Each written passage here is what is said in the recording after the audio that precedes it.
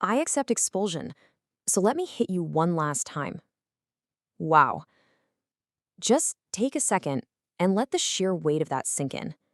We're talking about Mio Ibuki here, making a desperate, absolute final stand. She's literally accepting her own defeat, but she's demanding one last clash. It sets this incredibly heavy, terrifying psychological tone right out of the gate, and honestly, it perfectly captures the dread hanging over this entire trial reading. Welcome to the analysis of Classroom of the Elite Year 3, Volume 4, the trial reading. And honestly, this might already be one of the darkest and most psychologically intense openings in the entire series. From Ibuki's emotional monologue, to Ayanokoji's cold strategic calculations, to the return of the uninhabited island special exam, this volume immediately sets the tone. We're talking survival, betrayal, trust, and deep emotional conflict. Today, we're breaking down the meaning behind Ibuki's scene, the new token collection special exam, Ayanokoji the evolving psychology, the hidden strategy of the token system, and why this trial reading may foreshadow one of the biggest turning points in Year 3. You've got to look at the incredible visual and emotional contrast happening here. On one side, we have Ibuki. You know her, she's always clashing with stronger people, absolutely refusing to just submit emotionally. And her desire to land one final hit on Ayanokoji, it's not just anger. It is this profound mix of frustration, complete helplessness, and, well, frankly, a reluctant admiration. She just wants some agency over her own ending. But then, on the flip side, we have Ayanokoji with that absolute emotionless stare. He is utterly calm while she is having a full-on emotional breakdown. It's a brilliant way to highlight the massive gap between normal human desperation and his terrifying clinical detachment. Section 1. Weaponizing Paranoia, the Token Exam. Now, Ibuki's fears of expulsion, that's really just the warm-up for the true nightmare of this explainer, which is the new token collection special exam. Yes, we are heading back to the uninhabited island, but this time around, the mechanics aren't just testing physical endurance. They are explicitly designed to break the students' minds. Let's look at the foundational event layer first, okay? The rules.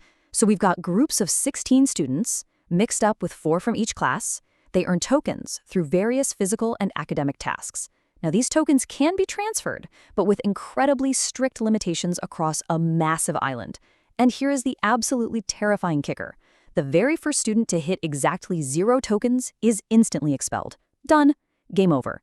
This isn't a test of strength anymore. This is a brutal psychological survival game. So let's peel back a layer and look at the actual meaning behind these rules. The whole system is brilliantly and, let's be real, cruelly designed to completely weaponize paranoia. Because a single token could literally mean the difference between surviving and getting expelled, the exam actively erodes all social trust. Tokens aren't just points anymore. They are absolute social power. They are a means of control. Your closest friend could, theoretically, just hoard tokens and leave you to drop to 0. The exam forces every single student to ask themselves one terrifying question: who can I actually trust with my life? And that brings us to the ultimate consequence of this exam's design. It is basically an inescapable trap that punishes both extremes of behavior. Think about it. If you choose blind cooperation and openly share a token count, you're handing your enemies the exact information they need to target you for a devastating betrayal. But if you swing the other way and embrace pure selfishness, refusing to share anything, well, your allies might quietly drop to 0 and be expelled before you even realize they were in trouble. This exam doesn't just test trust, it fundamentally attacks the very concept of it. Section 2. Ayanokoji's Cold Survival Strategy. So how exactly does our mastermind handle an exam that's designed to cause a total moral collapse? Well, while everyone else is panicking, Ayanokoji is already 10 steps ahead, optimizing for the inevitable betrayals and building this incredibly cold, calculated survival strategy. He immediately kicks off strict information warfare, ordering his allies to never share their token counts easily. By maintaining total secrecy, he prevents token count leaks, which completely nullifies any enemy manipulation. But look closely at the psychological impact of that.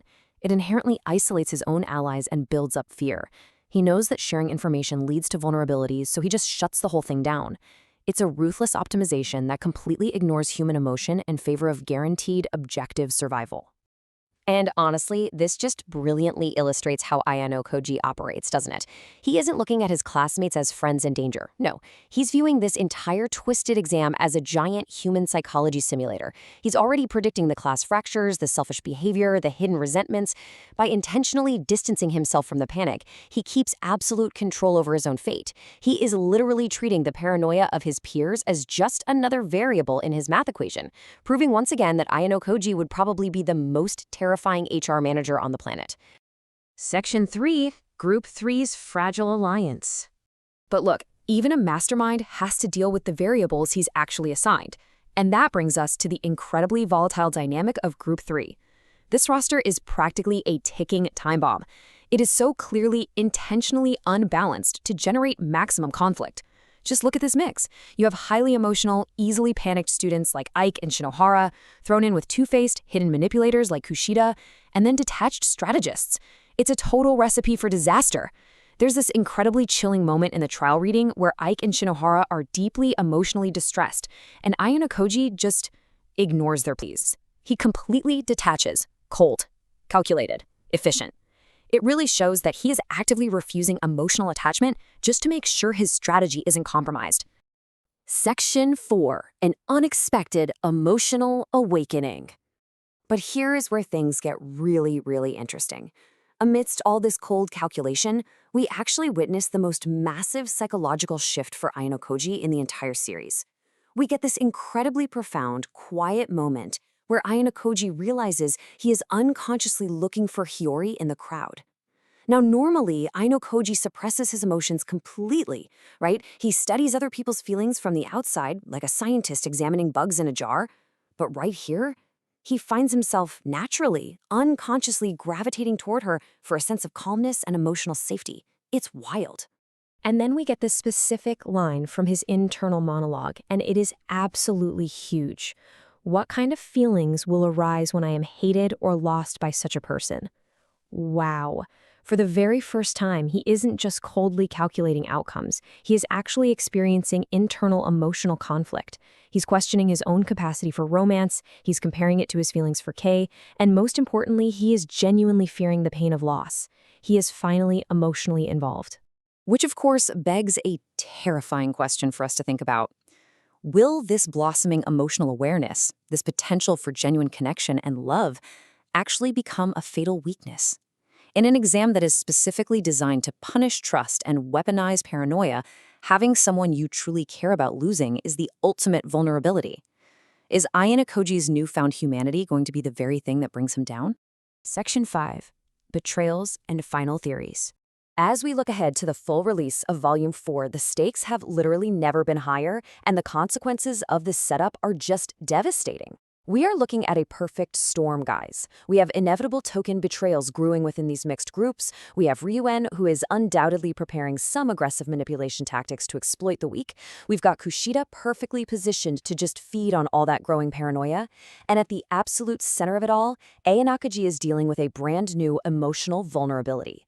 This volume really represents the ultimate evolution of this series' psychological warfare.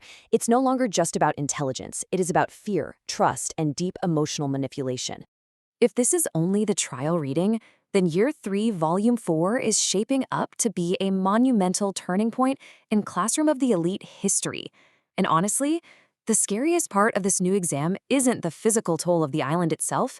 It's the fact that when paranoia reigns supreme and those token counts begin to drop, every single student will eventually have to look around at their supposed friends and make a choice. Who actually deserves to survive?